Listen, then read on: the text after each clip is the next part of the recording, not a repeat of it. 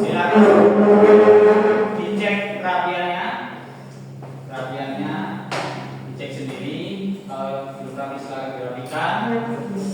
Setelah rapi silakan duduk. Silakan menempati tempat duduk yang dirasa paling nyaman. Kalau kurang geser sedikit silakan geser. Silakan bisa duduk.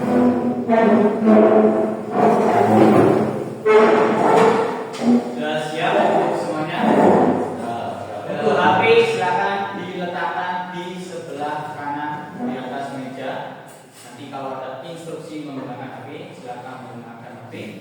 Kalau tidak ada instruksi untuk menggunakan HP jangan menggunakan HP. Karena itu sebelum pembelajaran ini kita mulai, mari kita awali dengan doa pagi dan harapan semoga kita senantiasa diberikan kekuatan, keselamatan, keberkahan ilmu serta kesuksesan baik dunia maupun di akhirat. Ketua kelas silakan bisa dipimpin doa secara bersama-sama. Itu pada duduk siap, Pak. Sebelum memasuki pelajaran hari ini, marilah kita berdoa bersama-sama. Dimulai dari ta'awudz basmalah. Bismillahirrahmanirrahim.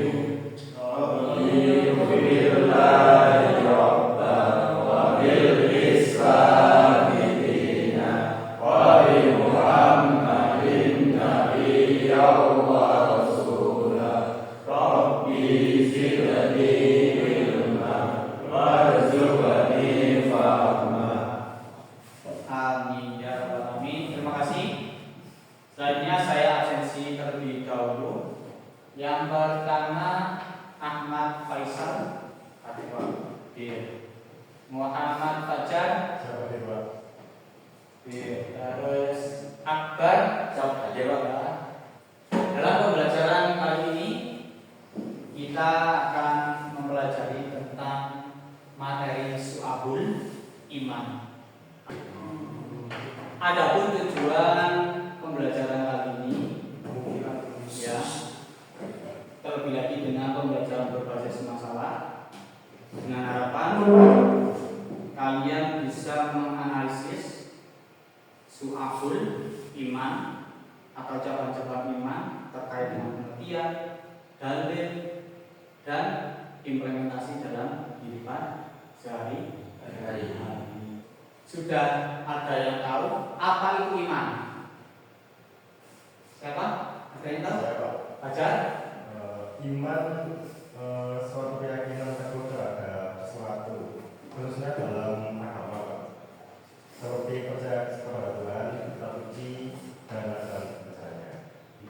Terus mengapa kita itu harus beriman? Oh iya, oke. Akbar, silakan Akbar.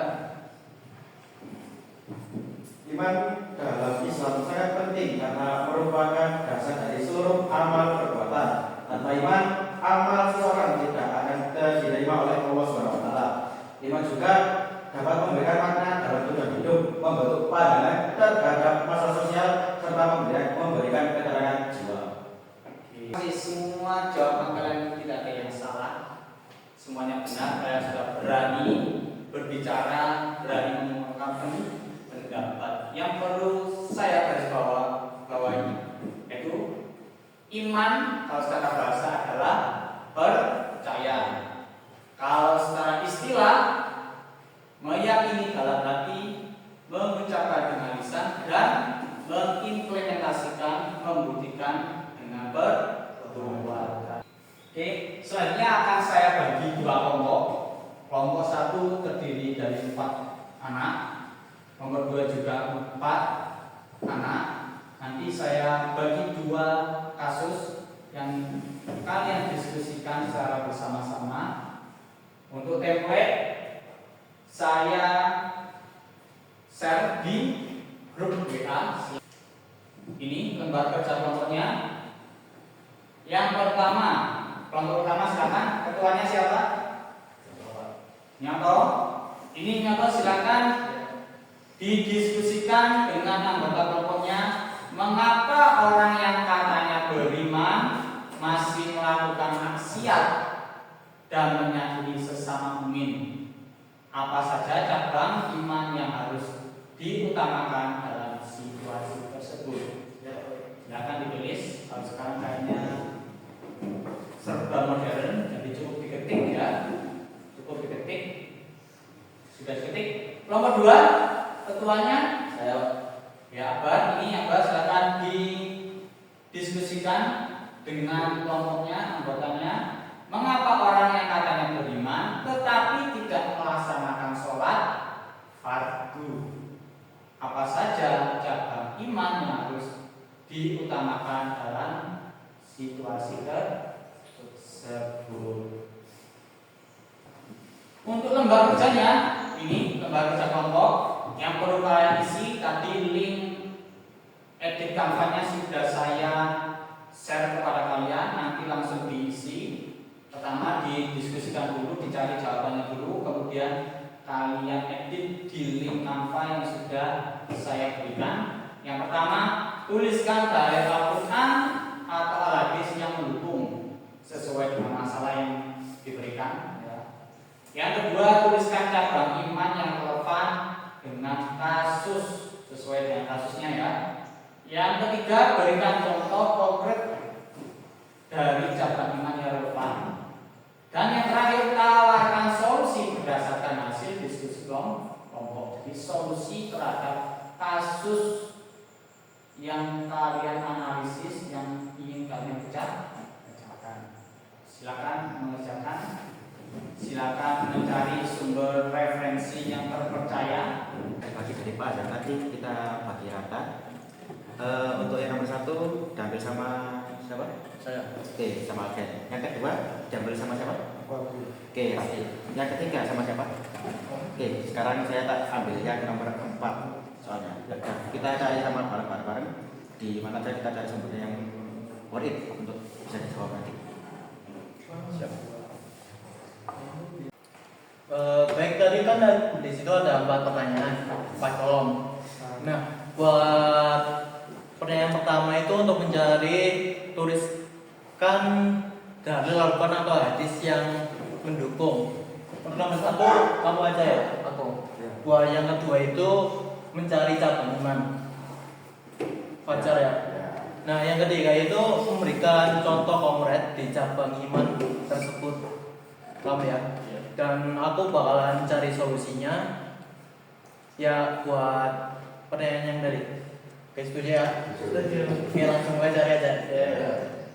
Kelompok 1 saya persilakan untuk maju ke depan. Sudah diupload di drive ya? Sudah di link ya? Oke, biar nanti langsung saya cek, langsung masuk di link tersebut. Silakan bisa maju kelompok 1. Assalamualaikum warahmatullahi wabarakatuh. Waalaikumsalam warahmatullahi wabarakatuh. Perkenalkan, kami dari kelompok 1 akan mempresentasikan untuk jawaban yang tadi dari kelompok tadi tentang buat yang tadi itu buat pertanyaan solusi bagi yang beriman tapi masih menyakiti orang lain dan buat maksiat menurut pandangan Islam. Baik, untuk pertanyaan nomor 1, tuliskan dalil Al-Quran atau hadis yang mendukung. Akan dijawab oleh Agung. Nomor 1, selalu mempunyai rasa kasih sayang dan bersama. Kedua, perilaku yang baik dengan orang tua, tetangga, dan teman. Baik, yang terakhir adalah tawarkan solusi berdasarkan hasil diskusi kelompok. Baik, untuk solusinya, solusi bagi orang yang beriman tapi masih menyakiti orang lain dan berbuat maksiat menurut Islam adalah dengan bertaubat dengan tulus kepada Allah Subhanahu wa taala.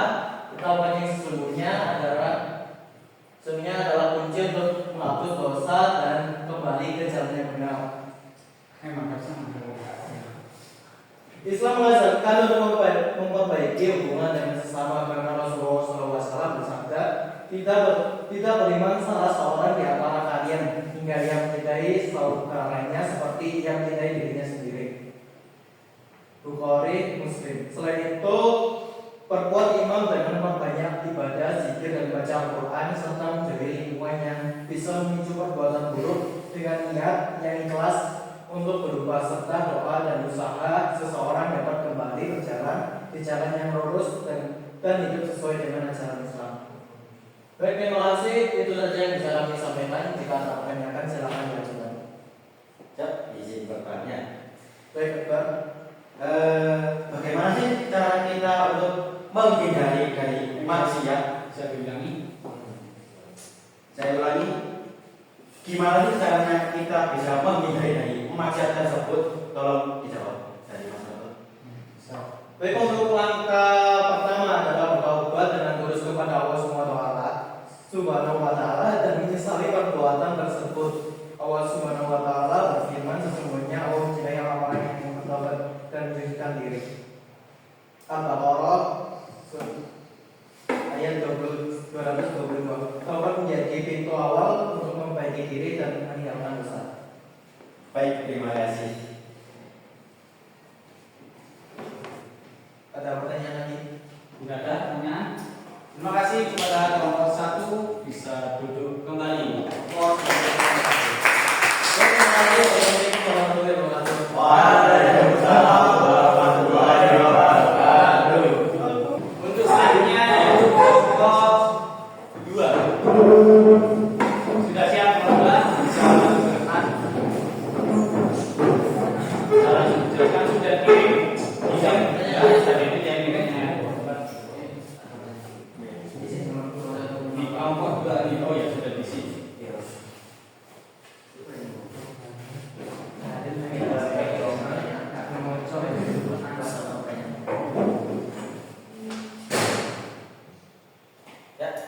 Assalamualaikum warahmatullahi wabarakatuh. Perkenalkan, kami dari kelompok 2 izin untuk mempresentasikan hasil kerja kelompok dari kami. Untuk soal yang pertama, tuliskan dalil Al-Quran atau hadis yang mendukung. Dari soal, mengapa orang yang katanya beriman tetapi tidak melakukan sholat fardu? Apa cabang yang harus kita diutamakan dalam situasi tersebut? Monggo dijawab dari Mas Arden. Rasulullah Shallallahu Alaihi Wasallam bersabda, "Salat adalah tiang agama. Maka siapa yang mendirikan salat, berarti ia menegakkan sendi-sendi agama. Dan siapa yang meninggalkan salat, berarti ia telah meruntuhkan sendi-sendi agama. Orang yang lalai dalam salat termasuk dalam golongan fahsyah, yang berarti semua kemaksiatan yang sangat buruk dan melampaui batas." Oke, lanjut. Soal berikutnya, berikan contoh konkret dari cabang iman yang relevan. Monggo Mas, sampean jawab. Contohnya ialah selalu melaksanakan sholat fardu dengan tepat waktu dan melaksanakan sholat sunnah. Oke, pertanyaan terakhir. Tawarkan solusi berdasarkan hasil diskusi kelompok. Oke, saya jawab. Solusi bagi orang yang beriman yang belum sholat adalah dengan mengingatkan pentingnya sholat sebagai tiang agama dan kewajiban utama seorang muslim. Jelaskan bahwa sholat adalah tanda syukur kepada Allah SWT dan amalan pertama dihisab di akhirat nanti. Sekian dari kami. Mungkin itu saja yang biasa kami sampaikan. Mohon maaf bila ada salahnya. Wassalamualaikum warahmatullahi wabarakatuh. Ada pertanyaan dari kelompok 1 mungkin berbalik. Oke, Agung. Mengapa ada orang yang beriman tetapi tidak mengutamakan sholat fardunya? Oke, saya jawab. Hal ini bisa terjadi karena lemahnya pemahaman tentang pentingnya sholat sebagai tiang agama dan kewajiban utama seorang muslim tersebut. Ada pertanyaan lagi? Mungkin? Ada pertanyaan? Oke, baik. Itu saja. Kami akhiri. Wassalamualaikum warahmatullahi wabarakatuh.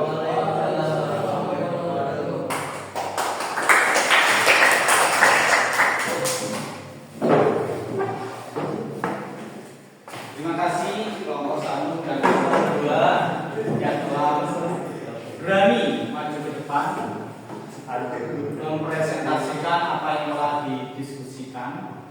Yang perlu saya garis bawahi atau yang saya koreksi dari pekerjaan kalian sudah baik, semuanya sudah baik,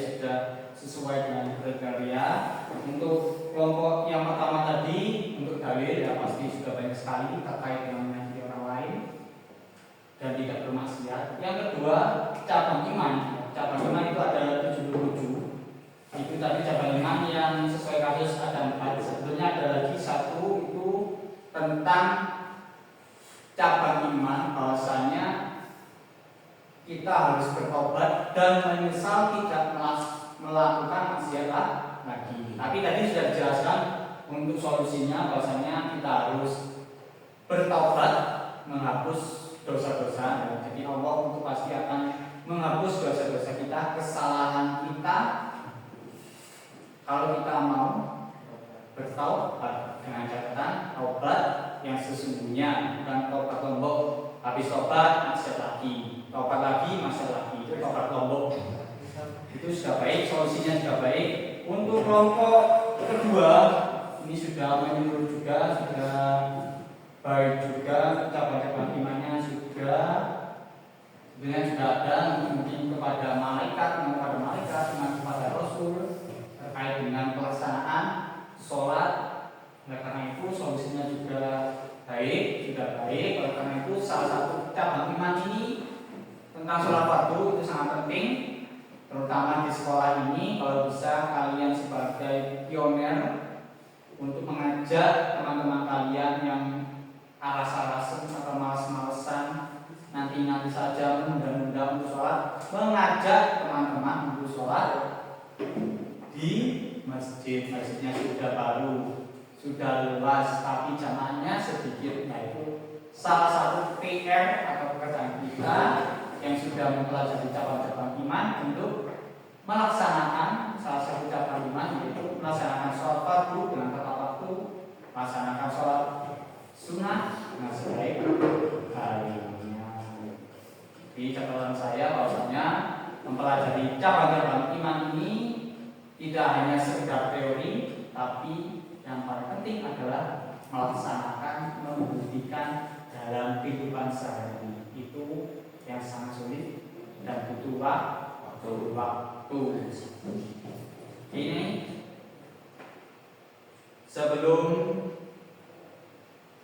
itu kalian sudah tadi presentasi, ada yang namanya refleksi, silakan ditulis atau langsung saya tunjuk apa yang sudah kalian pelajari tentang su'abul iman dalam pertemuan kali ini. Mungkin ada yang mencoba refleksi apa saja yang kalian pelajari. Silakan saya beri waktu 5 menit untuk merefleksi diri sendiri. Apa yang kalian sudah pelajari dalam pertemuan kali ini? Silakan merenung dan disiapkan jawaban refleksinya. Mungkin ada yang mau merefleksikan untuk pertanyaan pertama. Silakan. Silakan. Jadi untuk yang saya pelajari dari materi presentasi tersebut adalah keimanan sejati seorang muslim seharusnya tercermin dalam ucapan, perbuatan, dan sikap. Namun kenyataan menunjukkan bahwa ada orang yang mengaku beriman tetapi masih melakukan maksiat, menyakiti sesama, atau bahkan meninggalkan kewajiban utama seperti sholat. Oke, terima kasih. Yang kedua, ada bagaimana kalian akan menerapkannya dalam kehidupan sehari-hari?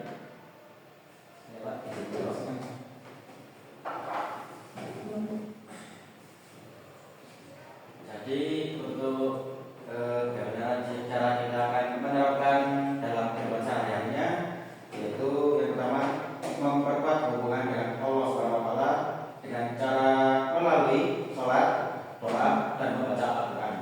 Yang kedua, bisa berbuat baik kepada sesama dengan membantu bekerja jujur, berkata jujur, dan menjaga sikap. Yang ketiga, menjauhi larangan-larangannya dengan menghindari perbuatan buruk dan menjaga hati. Yang keempat, belajar dan introspeksi diri agar iman terus bertambah dan berkualitas hidup semakin baik. Oke, terima kasih. Refleksinya sudah bagus semua. Saya juga akan memberikan umpan balik. Yang pertama yaitu tentang tadi cabang iman, tidak boleh menyakiti orang lain dan tidak bermaksiat. Yang kedua, ada pentingnya sholat fardu untuk dilaksanakan, termasuk dengan cara iman. Karena kalau kita mati tanpa iman, itu bagaikan kita berenang di lautan, di samudra tanpa kapal. Bisa dibayangkan kita akan apa? Tenggelam. Jadi jangan sampai nanti ketika kita sudah mati tidak ada iman setitik pun dalam hati. Alhamdulillah. Makanya kan ketika orang nazar, la ilaha illallah, la ilaha illallah, tiada Tuhan selain Allah. Ya, ketika mati memang husnul khotimah dan membawa iman. Oleh karena itu semoga dalam perjalanan hidup kita senantiasa diridhoi Allah dan kita menjadi pribadi yang baik dengan Allah, baik dengan sesama manusia, dan diakhiri hayat kita, kehidupan kita dengan husnul khotimah, dengan membawa iman. Itu saja pembelajaran kali ini. Ada refleksi tertulis yang nanti kalian bawa oleh di rumah, dan kita lanjutkan nanti di pertemuan selanjutnya, yaitu terkait dengan tulis contoh cabang-cabang iman yang paling penting menurut kalian dalam kehidupan sehari-hari, dan bagaimana kalian akan mengamalkannya di rumah atau di sekolah. Jadi nanti silakan pilih cabang iman dan contohnya seperti apa, pengamalannya di rumah atau di sekolah itu seperti apa. Tidak ada pertanyaan lagi? Ada yang tanyakan mungkin sebelum pembelajaran kita akhiri? Atau sudah? Kayaknya sudah lapar semuanya. Kayak istirahat kurang 2 menit lagi ya. Tetap ya, kita keluar istirahat sesuai dengan bel berbunyi baru kita istirahat. Tidak ada pertanyaan. Oleh karena itu, untuk menutup pembelajaran kali ini, mari kita membaca doa penutup majelis secara bersama-sama. Bismillahirrahmanirrahim. Subhanallahumma wa bihamdika asyhadu an la ilaha illa anta astaghfiruka wa atubu ilaik. Terima kasih, semoga pembelajaran ini senantiasa memberikan makna dan bisa kita pertanggungjawabkan dengan cara berbuat baik dan menerapkannya dalam kehidupan sehari-hari. Jadi kurangnya maaf dari saya. Assalamualaikum warahmatullahi wabarakatuh.